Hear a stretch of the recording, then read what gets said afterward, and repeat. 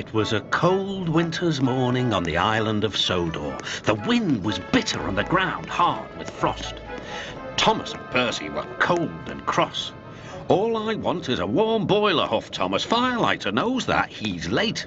"He's not late," replied Percy. "This cold weather woke us up early." Gusts of wind swirled flakes of snow towards Thomas. Then they swooshed round Percy too. "Why don't we talk about something else?" shivered Percy. "Yes, like how silly we look when our funnels turn into icicles." "That's not funny."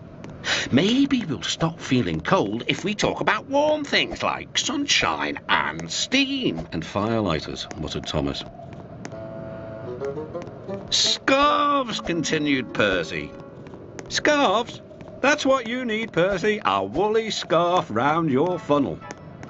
Thomas was only teasing, but Percy thought happily about scarves until the firelighter came. The Fat Controller was enjoying hot porridge for breakfast. He was looking forward to taking important visitors on a tour of the railway and had pressed his special trousers. "I shall put them in my trunk and change into them just before the photographs are taken," he said to his wife.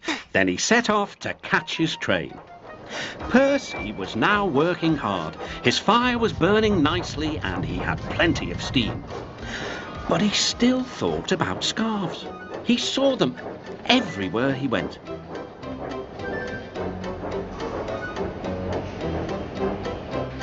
"My funnel's cold, my funnel's cold," he puffed. "I want a scarf, I want a scarf." "Rubbish, Percy," said Henry. "Engines don't wear scarves." "Engines with proper funnels do," replied Percy. "You've only got a small one." Before Henry could answer, Percy puffed away. Henry snorted. He was looking forward to pulling the special train. It was time for the photographs. Everyone was excited. The Fat Controller was waiting on the platform for his trousers. They were in a trunk amongst a big load of baggage. The porters were taking the baggage trolley across the line. They were walking backwards to see that nothing fell off. Percy was still being cheeky. His driver always shut off steam just outside the station. Percy wanted to surprise the coaches by coming in as quietly as he could. But the porters didn't hear him either. Boxes and bags burst everywhere.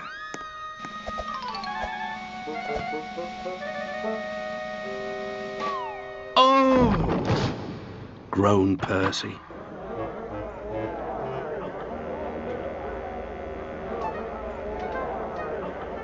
Sticky streams of jam trickled down Percy's face. A top hat hung on his lamp iron. Worst of all, a pair of trousers coiled lovingly round his funnel. Everyone was very angry. The Fat Controller seized the top hat. "Mine," he said. "Percy, look at this." "Yes, sir, I am, sir." "My best trousers, too." "Yes, sir. Please, sir." "We must pay the passengers for their spoiled clothes, and my trousers are ruined. I hope this will teach you not to play tricks with the coaches." Percy went off to the yard. He felt very silly. On the way, he met James. "Hello, Percy, so you found a scarf, eh? But legs go in trousers, not funnels." And he puffed away to tell Henry the news. That evening, Thomas and Percy were resting in the shed. Percy's driver had taken away the trousers and given Percy a good rub down. "Firelighters promised to come early tomorrow," said Thomas. Henry arrived. He'd enjoyed taking the visitors around, and now he felt sorry for Percy too. "Driver says the weather will be warmer tomorrow. You won't need a scarf, Percy." "Certainly not," replied Percy. "Engines don't need scarves. Engines need warm boilers. Everyone knows that."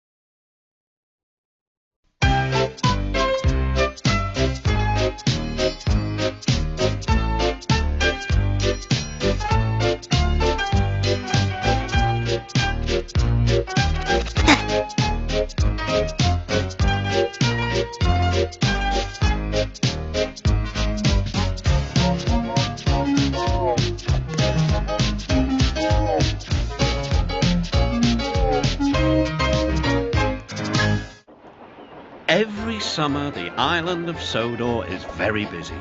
Holidaymakers love to sightsee, and when the weather is fine, there is no better place to visit. Some people like to go to the mountains, others like the valleys. Children love the seaside. One morning, Thomas was puffing along the line that runs by the coast. His two coaches, Annie and Clarabelle, were packed with children going to the beach. Everyone was happy. Percy was taking some trucks to the harbour. "Hello, Thomas. You look cheerful. I wish I could take children today instead of trucks." "They're the Vicar's Sunday School," explained Thomas. "I'm busy this evening, but the station master says I can ask you to take the children home." "Of course I will," promised Percy. Later, Percy saw Harold. "Sorry, Percy, can't talk. I'm on high alert." "Why?" "Bad weather's due. My help's always needed. Mind how you go, Percy." "Ah," huffed Percy. "As long as I've got rails to run on, I can go anywhere in any weather anyhow. Goodbye." He set off for the beach. It was a beautiful day, but Edward was worried. "Be careful," he warned. "There's a storm coming." A promise is a promise, thought Percy, no matter what the weather.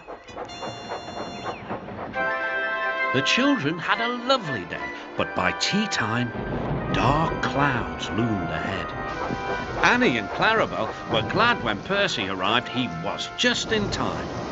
Rain streamed down Percy's boiler. Oh, he shivered and thought of his nice dry shed.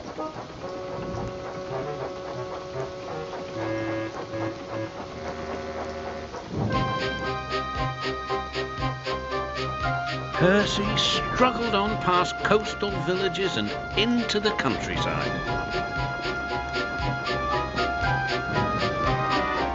The river was rising fast. I wish I could see, complained Percy, as he battled against the rain. More trouble lay ahead.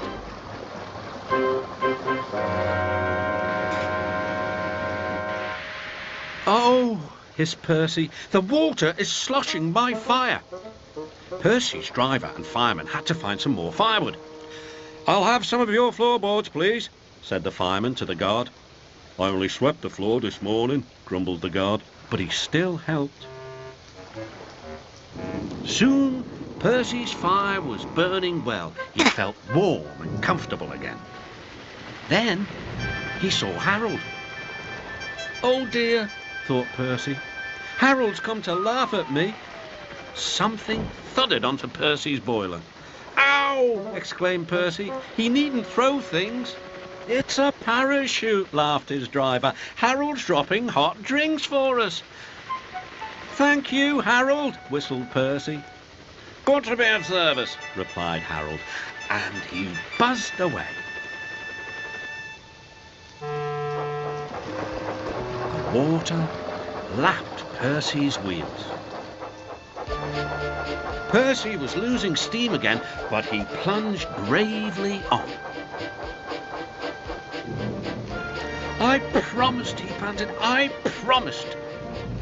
He made one more big effort, and at last, exhausted but triumphant, he brought the train home. "Well done, Percy," cheered Thomas. "You kept your promise despite everything." The Fat Controller arrived in Harold. First he thanked the men, then Percy. "Harold told me you were a wizard. He says he can beat you at some things, but not at being a submarine. I don't know what you two get up to sometimes, but I do know that you're a really useful engine." "Oh, sir," whispered Percy happily.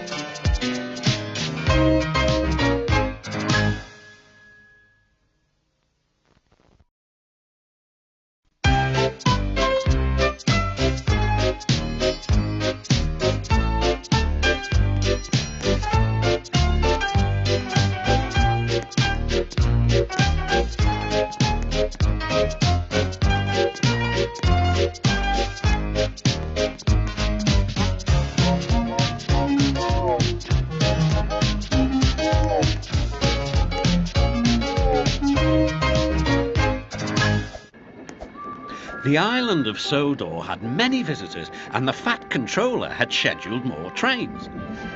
Gordon, the big engine, had to work harder than ever before. "Come on," he called to the coaches. "Come on, come on, come on. The passengers rely on me to be on time."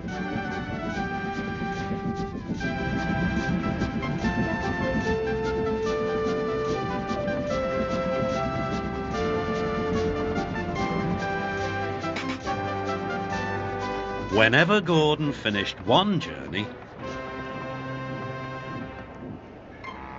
it was time for another to begin.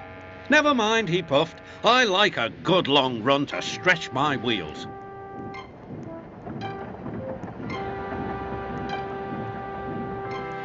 Even so, the Fat Controller decided that Gordon needed a rest. James shall do your work. James was delighted. He liked to show off his smart red paint and was determined to be as fast as Gordon.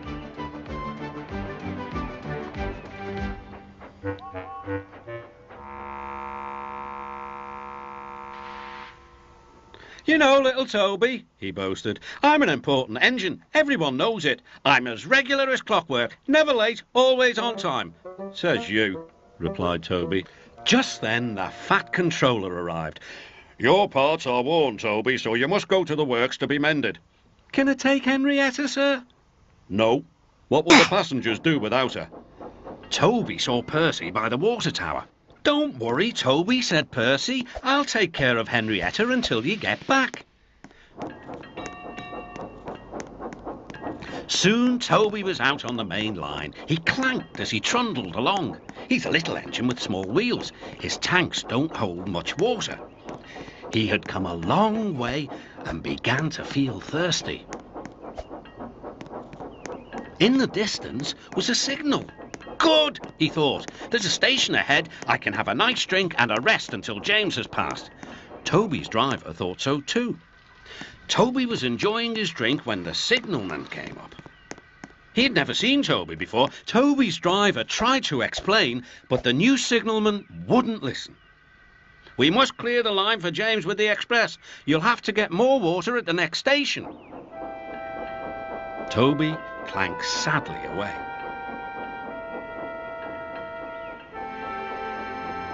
Hurrying used a lot of water, and his tanks were soon empty. Poor Toby was out of steam and stranded on the main line. "We must warn James," said the fireman. Then he saw Percy and Henrietta. "Please, take me back to the station. It's an emergency." Henrietta hated leaving Toby. "Never mind," said Percy. "You're taking the fireman to warn James. That's a big help." Henrietta felt much better. James was fuming when he heard the news. "I'm going to be late." "My fault," said the signalman. "I didn't understand about Toby." "Now, James," said his driver, "you'll have to push Toby." "What, me? Me? Push Toby and pull my train too?" Grumbling dreadfully, James set off to find Toby.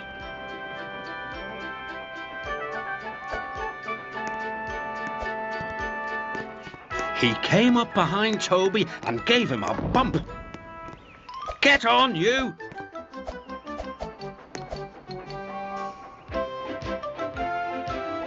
James had to work very hard.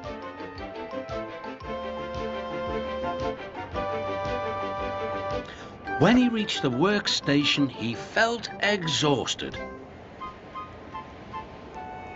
Some children were on the platform. "Coo," said one. "The express is late and it's got 2 engines. I think James couldn't pull it on his own, so Toby had to help him." "Never mind, James," whispered Toby. "They're only joking." "Ha ha!" said James.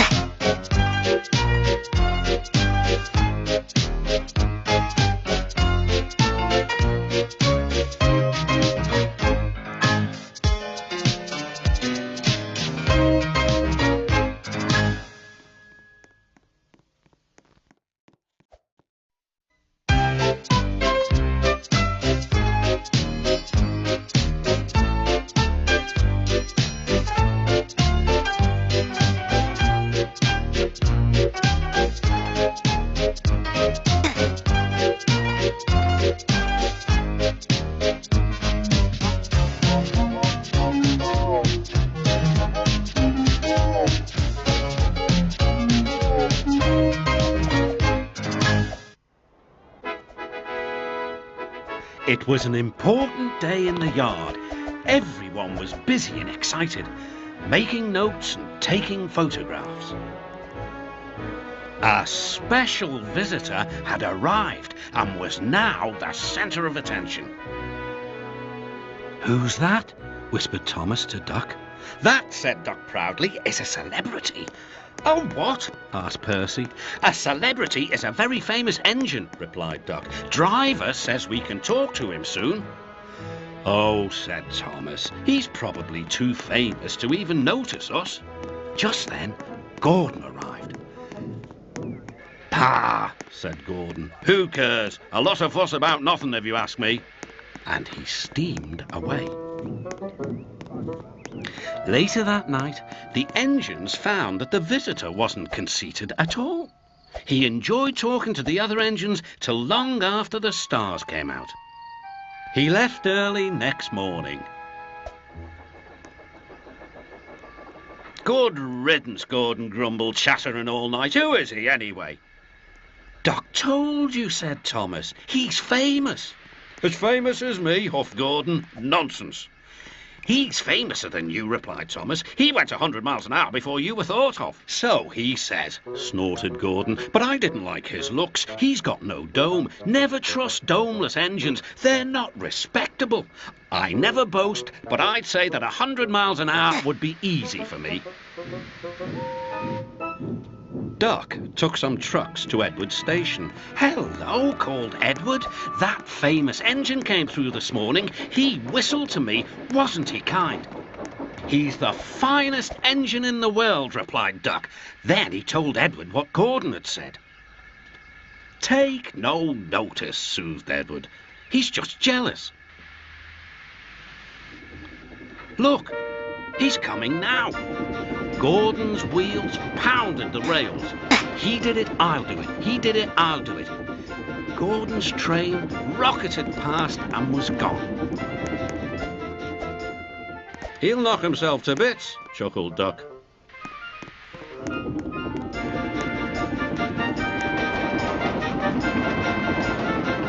"Steady, Gordon," called his driver. We aren't running a race. "We are, then," said Gordon, but he said it to himself. Suddenly, Gordon began to feel a little strange. The top